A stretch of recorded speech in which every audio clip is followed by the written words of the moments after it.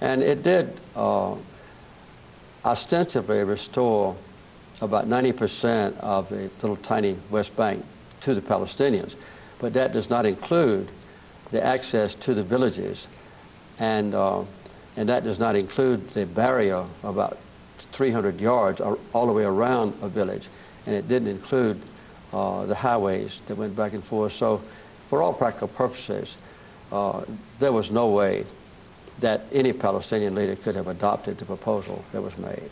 It's interesting. We interviewed the former foreign minister of Israel, Shlomo Ben-Ami, Yes. who said if he were a Palestinian, he would not have accepted it. No, he wouldn't. I mean, that's true.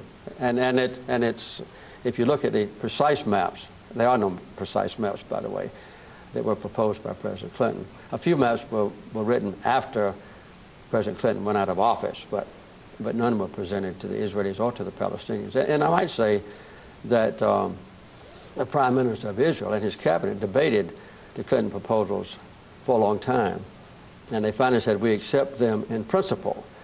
But they had over 12 pages of objections or caveats. And Arafat also said, we accept the Clinton proposals in principle, but there were a lot of caveats as well. So there never was any precise delineation of land or exact description of what would happen with refugees, or in definitive terms with Jerusalem. Did you expect the firestorm in response to your book? Well, in a way, yes. My mail was overwhelmingly supportive of the book, and it was fairly easy in the roughly 6,000 letters I got to see which ones were from American Jewish citizens. Some identified themselves as being Jewish, and a number of them dozens were rabbis. 4 said they identified themselves as Holocaust survivors, all of them in favor of the book. Over 70% were in favor of the book. But that's a quiet voice. And when I have met with some of them personally, here and in other states, including New York State and California, they have told me that it's almost impossible for them to speak out publicly in support of the book, although they express their support quietly, because it's interpreted as being critical of Israel itself, and it's just not an appropriate thing for them to do. What do you want to see happen now in Israel and Palestine? I would like to see good faith negotiations begun after 7 years of no talks. There's some basic principles that have been written that I describe in detail in the book that would delineate a proper border between Israel and the Palestinians, with some modifications of the 1967 borders that would permit half the Israeli settlers to stay in Palestine and swap an equivalent amount of land to the Palestinians just east of Gaza. That proposal also describes what should be done about refugees and what should be done about Jerusalem. It's called the Geneva Plan, and it was revealed in Geneva in November of 2003, I think, and it was distributed in detail to every mailbox, for instance, in Israel and Palestine. And overwhelmingly, both Palestinians and Israelis supported it by a wide margin. But it never has gotten off the ground because the Israeli leaders have not been willing to negotiate on that basis, and have not been willing to negotiate on any basis. Do you plan on continuing to speak out on this issue? Yes, I do. I hope to go back to the Holy Land, to the Mideast, maybe within the next few months, on another trip. And I'd like to talk to some of the Arab leaders, say in Saudi Arabia and Jordan and Egypt. I'd like to talk to the Palestinians and talk to Israeli leaders and then to add my voice, which is a very small voice now. I don't have any authority, to the effort to bring about at least good faith talks on substance, which Mm-hmm. as I said, have been missing now for more than 7 years. President Carter, Iraq, Yes. your assessment? Well, I'm not an expert on Iraq. I've never been there. I despised Saddam Hussein because he attacked Iran when my hostages were being held. It was President Reagan who established diplomatic relations with Saddam Hussein after I left office. But I think the best approach that I have seen, and I've studied it very carefully, is the Baker-Hamilton report.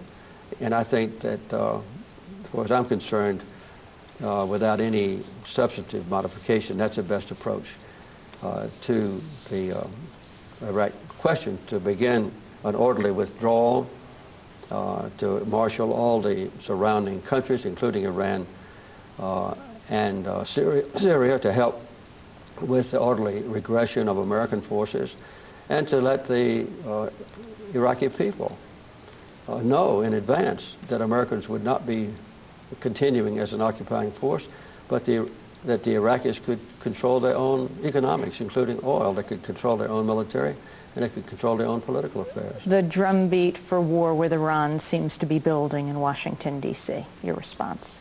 I think that would be a horrible mistake to start a war with Iran. And my own belief is that we should be negotiating with Iran on an equal basis and openly, instead of isolating Iran and having a war of words, both from Tehran and also from Washington. It just exacerbates the tensions that now exist. Your assessment of President Bush? I know President Bush. I admire him in many ways, and I've never criticized an incumbent president. I've criticized sometimes the policies of first President Bush and President Reagan and President Clinton and President Bush, but I have never criticized the president. I don't have any doubt that he's a deeply religious man. He's very sincere. He has his own ideas. He's very staunch and persuasive in presenting his ideas.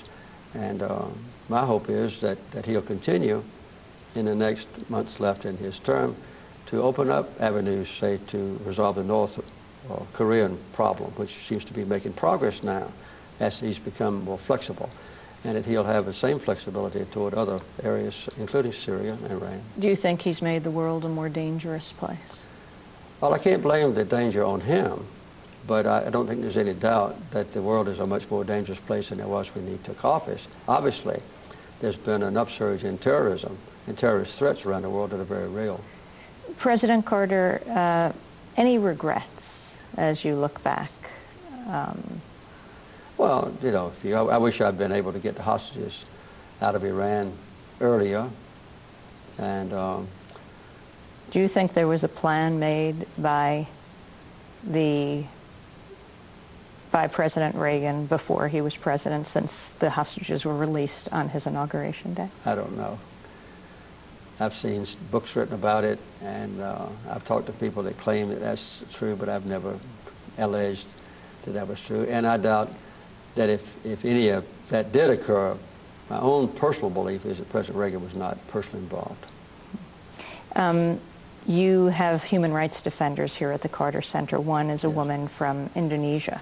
Yes. I was wondering, in your time as president, the period that Indonesia occupied Timor, if you regret the allowing of Indonesia to buy U.S. weapons at a time when it was one of the worst times for the people of Timor. Well, as you may know, I had a policy when I was president of not selling weapons if it would exacerbate a potential conflict in any region of the world. And some of our allies were very irate about this policy.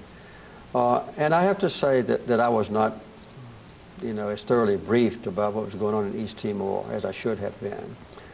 I was more concerned about other parts of the world then. Since I've been here head of the Carter Center, though, we've taken a great interest in Indonesia. We're the only monitors in the first election when Indonesia started moving toward democracy, and we've been for both elections there. And after the first election, the Carter Center sent a delegation to negotiate with people in East Timor, and we joined with the United Nations in conducting the first elections in East Timor. And this year, just a few months ago,